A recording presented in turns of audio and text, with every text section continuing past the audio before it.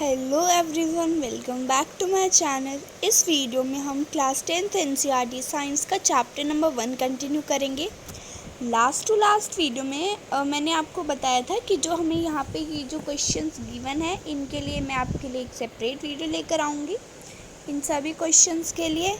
और हमने फोटोसिंथेसिस की भी रिएक्शन पढ़ी थी, तो इसकी जो बैलेंसिंग है ये भी हम करेंगे बिकॉज इसकी बैलेंसिंग बहुत इम्पॉर्टेंट है। लास्ट वीडियो में कुछ इशू की वजह से मैंने देखा कि क्वेश्चंस आपको लास्ट में शो नहीं हो रहे थे, दूसरा पेज आ गया था।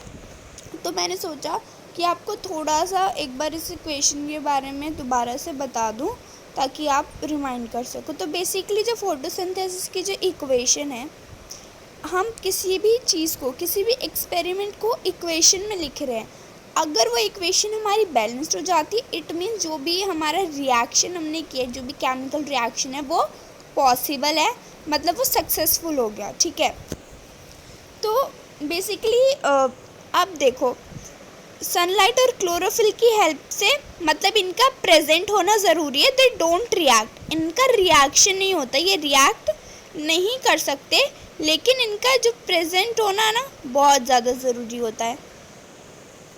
अब रिएक्ट कौन सी चीज़ करती है? रिएक्ट वो चीज़ करती है जो उस टाइम पे प्रेजेंट होती है।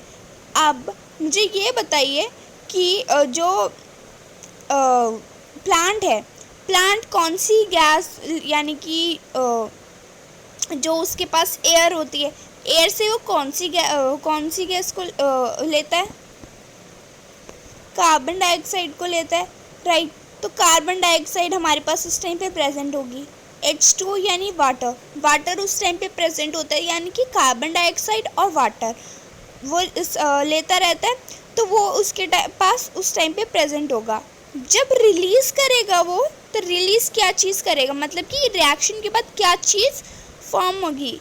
ग्लूकोज होगा, O2, यानी कि जो वो एयर रिलीज़ करता है ना O2, फिर हम वो O2 ले लेते हैं, यानी कि ऑक्सीजन, वो रिलीज़ होगा। और H2O अगेन लिक्विड। वो H2 जो होता है वो वाला लिक्विड होता है जिसमें अनवांटेड सब्सटेंस होते हैं, यानी कि वो प्लांट के लिए यूज़फुल नहीं होता है। ठीक है, अब हमें टाइप्स ऑफ केमिकल रिएक्शंस के बारे में पढ़ना है। सो बेसिकली बहुत ही सिंपल रिएक्शन है, 2 सेकंड में आपको बिल्कुल अच्छे से समझ में आ जाएगी। क्लास 9th में हमने ये पढ़ा, केमिकल रिएक्शन के टाइम पे एक एलिमेंट का एटम दूसरे एलिमेंट के एटम में चेंज नहीं हो सकती, यानी कि अगर एक एलिमेंट का कोई एटम है तो दूसरे एलिमेंट के एटम में नहीं बदल सकता है। ना ही जो एटम से वो डिसअपेयर, यानी कि छिप जाए या ख़त्म हो जाए किसी भी मिक्सचर से, और ना ही वो उत्पन्न हो सकती है, यानी कि दोबारा फॉर्म हो। ठीक है, अब यहाँ पे आपको बाद में दिया है, actually chemical reactions involve the breaking and making of bonds between atoms to produce new substance. Actually में केमिकल रिएक्शन में क्या होता है कि breaking and making of bonds, यानी कि कई बॉन्ड टूटते हैं, कई बॉन्ड बनते हैं, किसके बीच में? एटम्स के बीच में, ताकि कुछ नया सब्सटेंस फॉर्म हो। एटम्स के बीच में कुछ बॉन्ड्स बनते हैं या कुछ बॉन्ड्स ब्रेक हो जाते हैं ताकि कोई नया सब्सटेंस प्रोड्यूस हो सके। अब ऐसे ही कुछ फॉर्म के बारे में, ऐसे ही कुछ बॉन्ड्स के बारे में हम चैप्टर 3 और 4 में डिस्कस करेंगे। अभी टाइप्स ऑफ रिएक्शन पढ़ लेते हैं। First type is combination reaction. So basically combination reaction क्या होता है, यहाँ पे आपको एक्टिविटी दी है, ये एक्टिविटी पढ़ लेते हैं, बहुत ज़्यादा ज़रूरी है, so that you can give example, you can write example if the question came about this topic. So what is the activity? हमारी एक्टिविटी है, हमको थोड़े अमाउंट में कैल्शियम ऑक्साइड लेनी है, लाइम लेनी है, एक बीकर में डाल देना है, पानी डालना है उस बीकर में। अब हमको क्या करना है कि उस बीकर को टच करके देखना है, जैसे कि आप इस फिगर में यहाँ पे आप देख रहे हो। ठीक है, क्या आपको टेम्परेचर में कोई चीज़ चेंज लगा, यानी कि आपको लग रहा है गर्म हो गया है बीकर या ठंडा हो गया है बीकर, कोई भी आपको टेम्परेचर में चेंज लग रहा है? अब देखो, calcium oxide reacts with water to produce slaked lime. Calcium oxide reacts, यानी कि यहाँ पे जो वर्ड लिखा है ना वाइग्यूरसली, इसका मीनिंग कैल्शियम ऑक्साइड बहुत जल्दी with in the seconds water के साथ रिएक्ट करेगी स्लेक्ड लाइम बनाने के लिए, जिसको हम कहते हैं कैल्शियम हाइड्रोक्साइड, और उससे बहुत ज़्यादा अमाउंट में हीट प्रोड्यूस हो रही है। अगर हीट प्रोड्यूस हो रही है यानी कि टेम्परेचर में चेंज आएगा और टेम्परेचर जो है वो इंक्रीज़ हो जाएगा। तो इसकी केमिकल इक्वेशन क्या बनेगी, CaO यानी कि क्विक लाइम हमने डाली प्लस H2O लिक्विड वाटर हमने ऐड किया, हमको क्या मिला, हमको प्रोडक्ट में क्या मिला, CaOH2 यानी कि स्लेक्ड लाइम मिली प्लस हीट भी हमको मिली। ठीक है, अब आगे देखते हैं। In this reaction chemical oxide and water combine to form a product calcium hydroxide. Such a reaction in which a single product is formed, two or more reactants, single product is formed from two or more reactants is known as combination reaction। अब देखो product तो यहाँ पे एक ही बना, slaked lime. Heat is not a product, heat थोड़ी ना कोई प्रोडक्ट है या कोई केमिकल, हीट तो कोई मतलब प्रोडक्ट नहीं है, वो तो सिर्फ टेम्परेचर में चेंज है, वो गर्म हो गए। तो जो प्रोडक्ट है हमारे पास, प्रोडक्ट में तो एक ही चीज़ आई, यानी कि एक ही हमारे पास फॉर्मेशन के बाद एक ही प्रोडक्ट हमें मिला। तो ऐसे रिएक्शन जिसमें हमें दो या दो से ज़्यादा रिएक्टेंट्स को कंबाइन करके उनमें कोई भी केमिकल रिएक्शन करवा के हमको जब एक प्रोडक्ट मिले, उस रिएक्शन को कहते हैं कॉम्बिनेशन रिएक्शन। तो जब भी आपके पास डेफिनेशन आए लिखने को, तो आप ये लिख सकते हो, such a reaction in which a single product is form from two or more reactants is known as combination reaction. And आप इसके एग्जाम्पल दे सकते हैं इस वाली रिएक्शन का।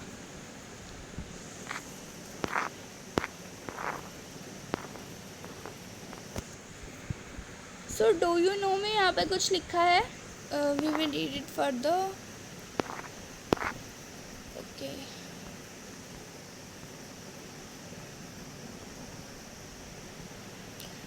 अब हमारे पास है let us discuss some more examples of combination reaction. Combination reaction के और एग्जांपल देखेंगे। कोल बर्न हुआ, carbon plus oxygen give us carbon dioxide.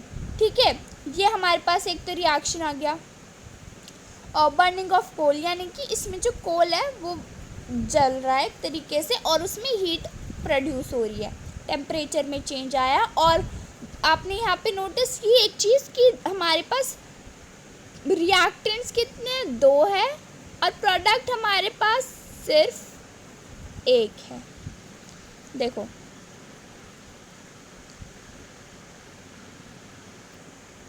हमारे पास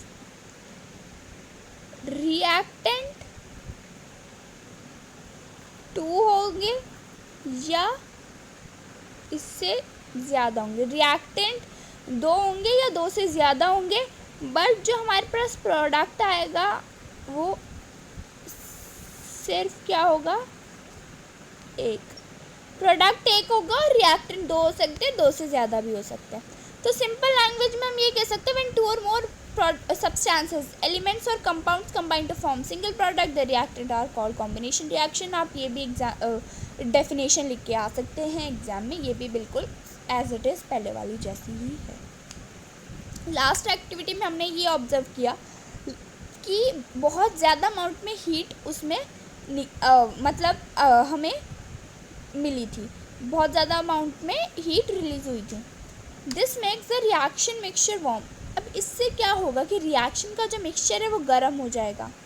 जिस रिएक्शन में हीट रिलीज हो along with formation of product, यानी कि जिस रिएक्शन में प्रोडक्ट का फॉर्मेशन तो हो और उसके साथ साथ हीट भी रिलीज हो, ऐसे रिएक्शन को हम एक्सोथर्मिक केमिकल रिएक्शंस भी कहते हैं।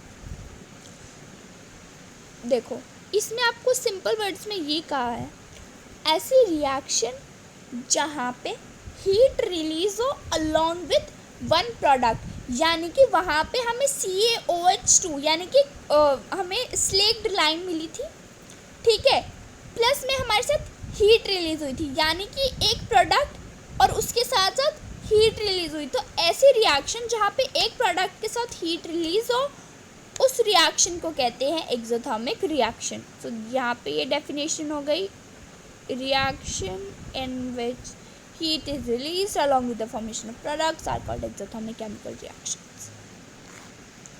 बाकी एग्जांपल्स क्या है एक्सोथर्मिक रिएक्शन के, नेचुरल गैस का बर्न होना, यानी कि CH4 गैस हो गई, O2 गैस हो गई, इनका जब हम इनके बीच में कंबाइन करेंगे, इनके बीच में कोई भी केमिकल रिएक्शन करेंगे तो हमारे पास दो गैस आएगी, CO2 आएगी और H2O गैस आएगी, ठीक है।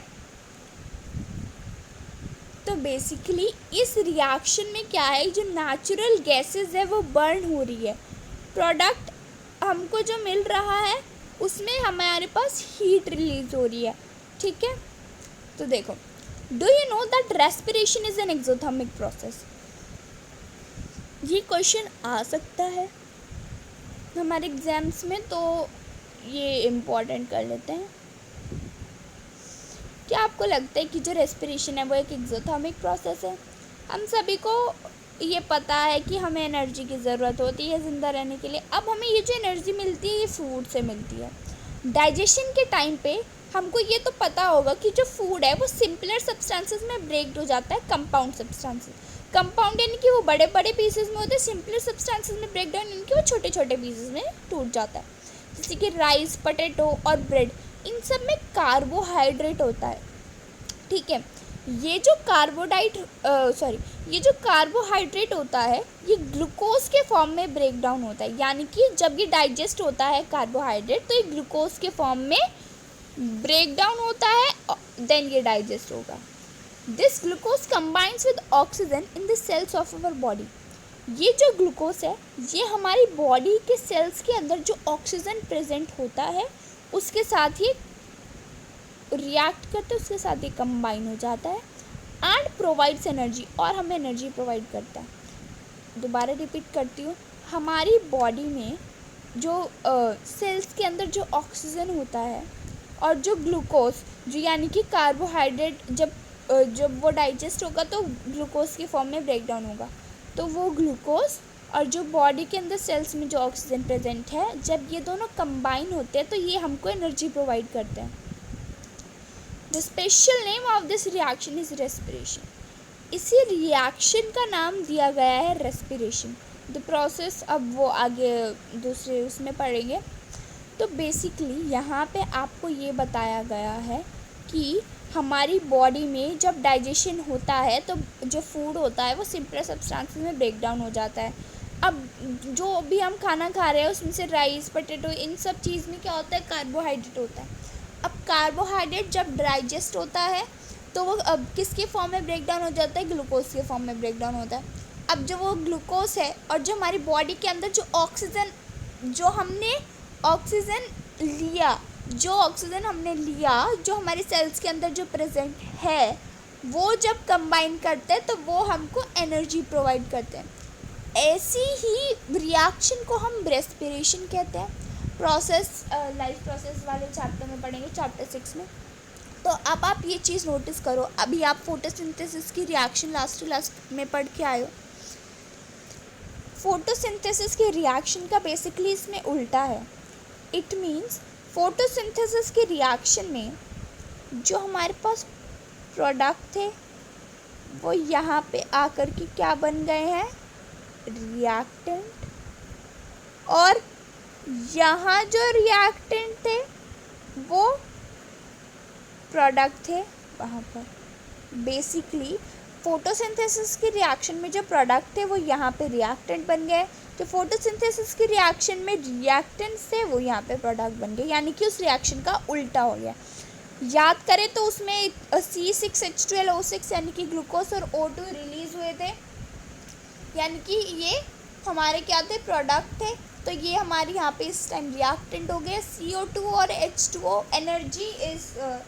एनर्जी हम लिख सकते हैं एक तरीके से। एनर्जी लिखे ना लिखे वो मतलब वो नहीं है, उस टाइम पे प्रेजेंट नहीं थी फोटोसिंथेसिस के टाइम पे, बट यहाँ पे बस एनर्जी ऐड हुई है एक चीज़, बाकी सारी चीज़ वही सेम है।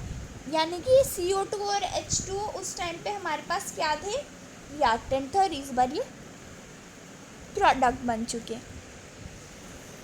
So the decomposition of vegetable matter into compost is also an example of exothermic reaction.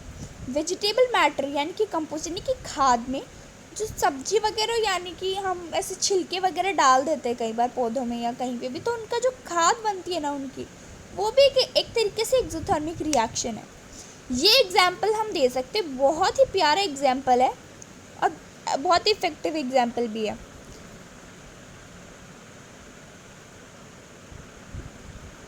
The decomposition of vegetables matter into compost is also an exothermic reaction.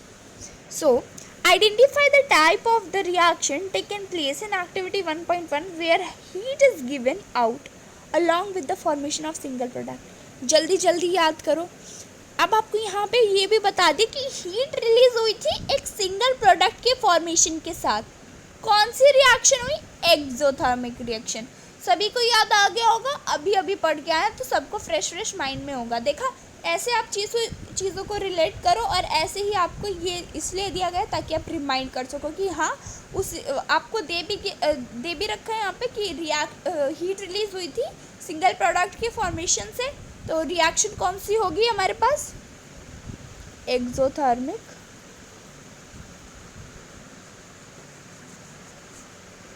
Reaction.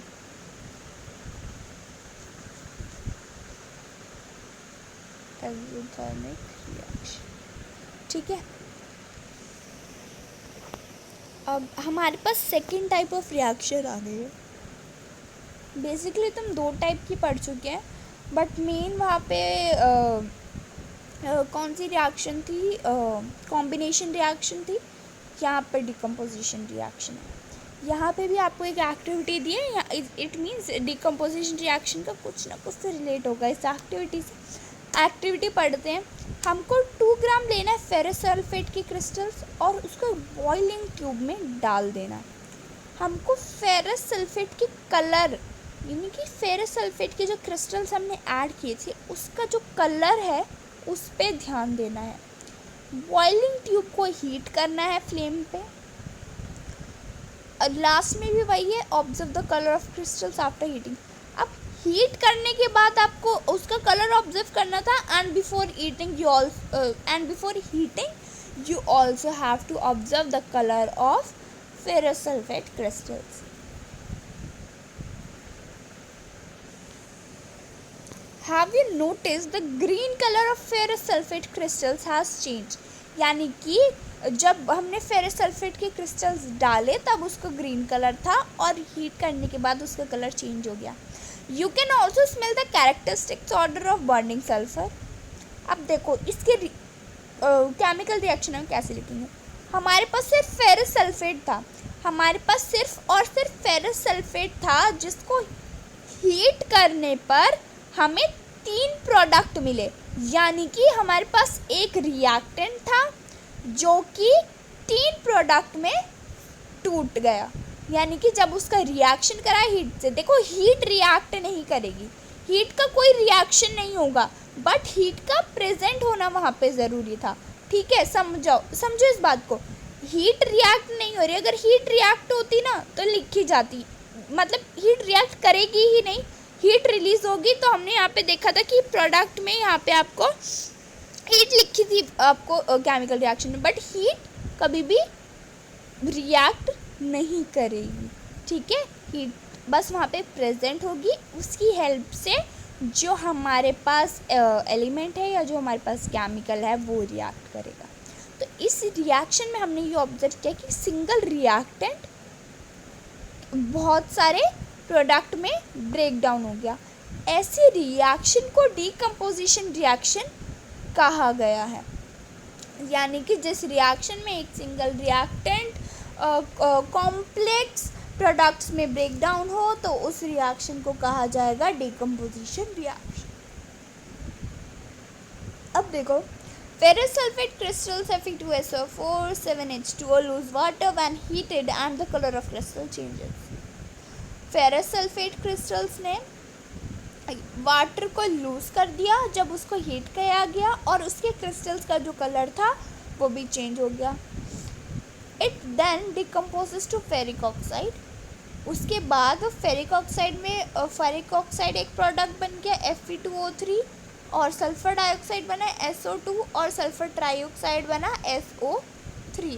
यानी और इसमें आपको स्टेट ऑफ मैटर भी लिखना होता है ना, chemical reaction जब आप अगर बैलेंस करते हो तो उसमें आपको स्टेट ऑफ मैटर भी लिखना होता है। तो यहाँ पे दिया होगा है फेरिक ऑक्साइड सॉलिड है, SO2 और SO3 गैसेस है। देखो, decomposition of calcium carbonate to calcium oxide and calcium dioxide on heating is an important decomposition reaction used in various industries। यानी कि कैल्शियम कार्बोनेट का, यानी कि यहाँ पे एक चीज़ ये देखो, अभी मैं आपको बताती हूँ। यहाँ पे कैल्शियम कार्बोनेट हमारे पास रिएक्टेंट है, इसको हीट करने पर हमारे पास क्या वो मिल रहे हैं, प्रोडक्ट मिल रहे हैं। क्या प्रोडक्ट मिल रहे हैं? Carbon dioxide, carbon dioxide, okay, calcium, तो कैल्शियम ऑक्साइड भी है, कैल्शियम ऑक्साइड भी है। यानी कि हमारे पास एक रिएक्टेंट था जो कि हीट करने पर टू रिएक्टेंट्स में ब्रेक डाउन हो गया। ये भी कौन सी रिएक्शन हुई? Decomposition reaction. तो इसमें बेसिकली क्या कहा गया? Chemical oxide is called lime और क्विकलाइम। कैल्शियम ऑक्साइड लाइम होती है। इसके बहुत सारे यूजेस होते हैं, यानी कि सीमेंट बनाने में यूज़ होता है। When decomposition reaction is carried out by heating it is called thermal decomposition. जब डिकम्पोजिशन रिएक्शन में हीट का प्रेजेंट होना ज़रूरी हो, यानी कि जब डिकम्पोजिशन रिएक्शन तो हो रही है but the presence of heat is compulsory, तो उस रिएक्शन को हम कहते हैं थर्मल डिकम्पोजिशन। फिर से चीज़ समझो, ऐसे रिएक्शन द डिकम्पोजिशन, देखो डिकम्पोजिशन रिएक्शन होगी, the decomposition reaction in which the presence of heat is necessary, then the reaction is called thermal decomposition. ठीक है, यहाँ पे आपको रिएक्शन दी गई है। यहाँ पे आपको एक और एग्जांपल दिया गया है थर्मल डिकम्पोजिशन का। यानी कि इस रिएक्शन में हमने क्या किया, 2 ग्राम लेड नाइट्रेट का पाउडर लिया, बॉइलिंग ट्यूब में डाला। बॉइलिंग ट्यूब को टोंग्स की हेल्प से, यानी कि वो हेल्प करता है किसी भी ट्यूब को पकड़ने में, उसकी हेल्प से पकड़ा, उसको फ्लेम के ऊपर हीट किया। अब हमको क्या ऑब्जर्व करना है? Note down the change. अब जो चेंज होगा वो हमको ऑब्जर्व करना है। हमने क्या ऑब्जर्व किया? The emission of brown fumes, the fumes are of nitrogen dioxide, the reaction that take place is. और देखो क्या दिया गया। हाँ, तो अब केमिकल रिएक्शन देखते, इससे और अच्छे से समझ आएगा।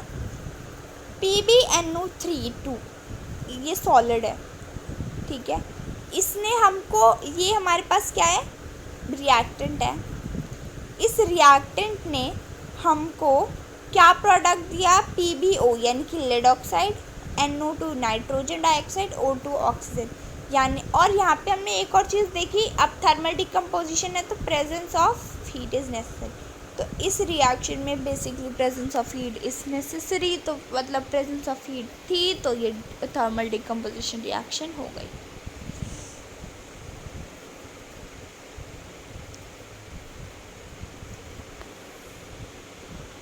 अब यहाँ पे आपको एक और एग्जांपल दिया गया है डिकम्पोजिशन रिएक्शन का, you can read it by yourself.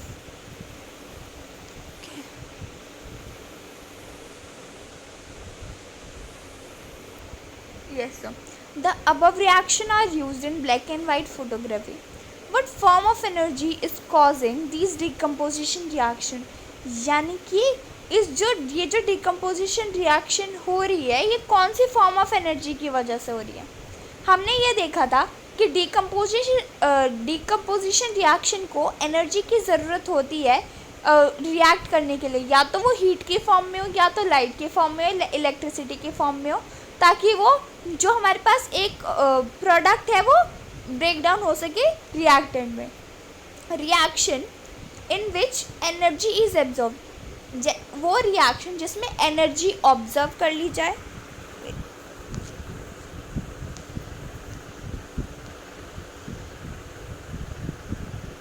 शायद हम थोड़ा ऊपर आ गए हैं। हाँ, ऐसी रिएक्शन जहाँ पे एनर्जी को एब्जॉर्व कर ले, यानी कि हम बेसिकली हमको यही कहा गया है। यहाँ पे इस पूरे एक पैरा का मतलब बता देती हूँ। डिकम्पोजिशन रिएक्शन में हमको एनर्जी की ज़रूरत होती है, यानी कि वो किसी भी फॉर्म में, लाइट की फॉर्म में, इलेक्ट्रिसिटी की फॉर्म में, किसी भी फॉर्म में। ऐसी रिएक्शन जहाँ पे एनर्जी को एब्जॉर्ब कर ले, अपने अंदर ले ले, वो रिएक्शन कहलाई जाती है एंडोथर्मिक रिएक्शंस। उन रिएक्शंस को क्या कहते हैं? Endothermic reaction. Reaction in which energy is observed are known as endothermic reactions. अब नेक्स्ट देखते हैं। अब हमारे पास थर्ड है डिस्प्लेसमेंट रिएक्शन। वीडियो लंबी होती जा रही है, बस ये आई थिंक हमको नेक्स्ट वीडियो से डिस्कस करेंगे डिस्प्लेसमेंट रिएक्शन से। इस वीडियो में हमने मेनली दो टाइप की रिएक्शन पढ़ी, डिकम्पोजिशन रिएक्शन और कॉम्बिनेशन रिएक्शन। कॉम्बिनेशन रिएक्शन में हमने थर्मल रिएक्शन के बारे में, कुछ इस तरीके से रिएक्शन के बारे में पढ़ा था। और अभी जो हम डिकम्पोजिशन रिएक्शन पढ़ रहे हैं, इसमें बेसिकली हमने दो और टाइप पढ़े। एक तो एंडोथर्मिक रिएक्शन के बारे में हमने इसमें पढ़ा, और इस वाले में हमने एक और रिएक्शन के बारे में पढ़ा, थर्मल डिकम्पोजिशन और endothermic. Thermal and endothermic. Thermal